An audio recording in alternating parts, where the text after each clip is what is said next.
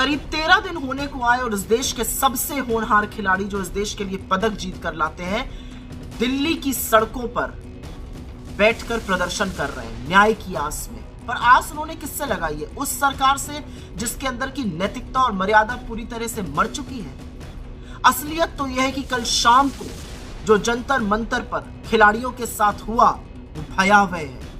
अमित शाह की दिल्ली पुलिस ने खिलाड़ियों के साथ बदसलूकी करी, महिला खिलाड़ियों को गंदी गंदी गालियां दी गई, वहां पर हाथापाई की गई, लाठियां चलाई गई। ये सब किसके इशारे पर हो रहा है? ये सवाल उठता है। लेकिन उससे पहले एक बात कहनी जरूरी है कि गंभीर आक्षेपों से घिरे भाजपा के बाहुबली सांसद ब्रजभूषण शरण सिंह ने साफ तौर से यह कह दिया है, जब प्रधानमंत्री नरेंद्र मोदी या गृह मंत्री अमित शाह कह देंगे मैं तुरंत इस्तीफा दे दूंगा। तो आज सवाल यह है कि प्रधानमंत्री किस चीज का इंतजार कर रहे हैं, कौन से मुहूर्त का इंतजार कर रहे हैं? क्योंकि उनको तो ये सब बातें 2021 से पता है, क्योंकि विनेश फोगट ने, जिनको वो घर की लड़की कहते हैं, उसने जाके खुद इनको बताई है। और अब ये भयावह स्थिति देखकर भी आप चुप बने बैठे रहिएगा मोदी जी? आज सवाल इस बात का है। आज सवाल इस बात का है कि क्या आप अपनी चुप्पी तोड़िएगा और किस मुंह से आप कर्नाटका आकर यहां पर नारी शक्ति की बात करते हैं जब देश की बेटियों के साथ बदसलूकी हो रही है। लेकिन इस पूरे प्रकरण में बहुत सारे चेहरे बेनकाब हुए।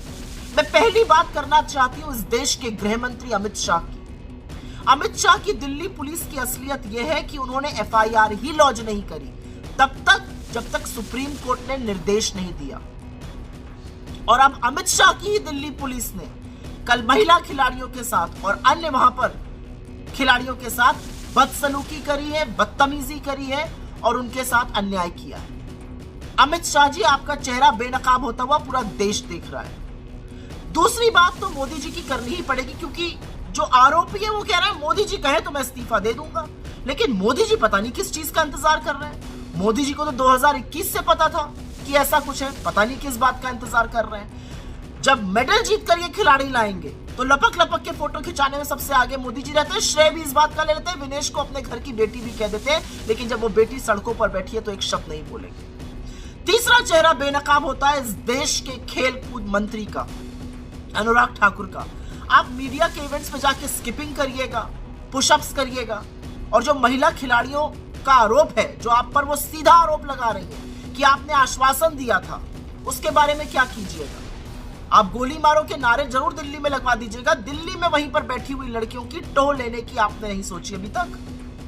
और चौथा चेहरा बेनकाब होता है भाजपा की महिला नेत्रियों का, और खास तौर से महिला बाल विकास मंत्री स्मृति ईरानी का। उन्होंने तो मौन धारण कर लिया इस पूरे मुद्दे पर। वो गला फाड़ के तभी चीखती हैं जब राहुल गांधी का नाम आ जाता है, अन्यथा वो मौन धारण करके रहती है।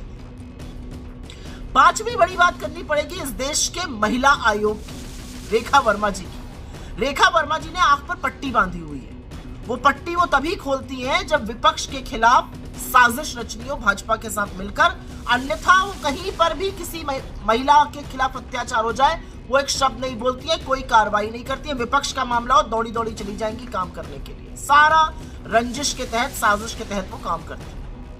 छठा बड़ा बेनकाब जो होता हुआ व्यक्ति दिख रहा है वो है प्रियांक कानून को, एनसीपीसीआर के चीफ, जो राष्ट्रीय बाल अधिकारों का, बाल सुरक्षा का आयोग है, उसके चीफ।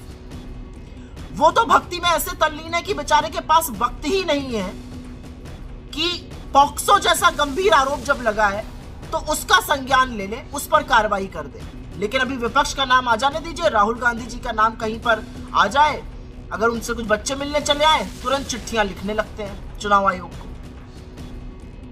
सातवां बड़ा बेनकाब, और इससे मुझे थोड़ा दुख होता है, वो बड़े बड़े खिलाड़ी, वो नामी गिरामी सितारे हैं जो बड़े मुखरित होते थे, जो खूब बोलते थे।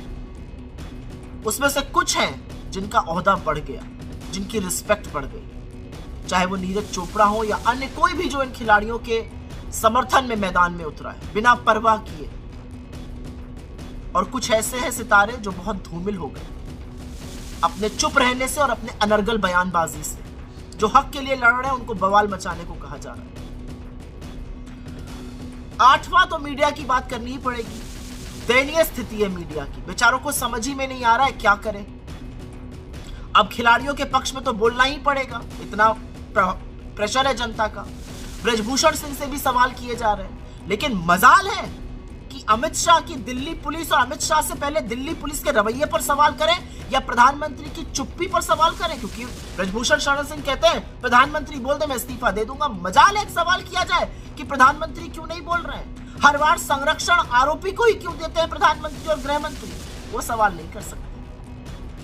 लेकिन असलियत यह है कि अब जो गेंद है ना वो ब्रजभूषण शरण सिंह ने आपके पाले में डाल दी है मोदी जी, ये कहकर कि जब आप कहिएगा या गृह मंत्री कहेंगे तो वो रिजाइन कर देंगे। तो आप किस बात का इंतजार कर रहे हैं? क्योंकि ये देश देख रहा है कि न्याय और अन्याय के बीच की दहलीज में अब आप खड़े हुए हैं। आप क्या करिएगा वो बताएगा कि इस देश की बेटियों की रत्ती भर भी आपको फिक्र है कि नहीं।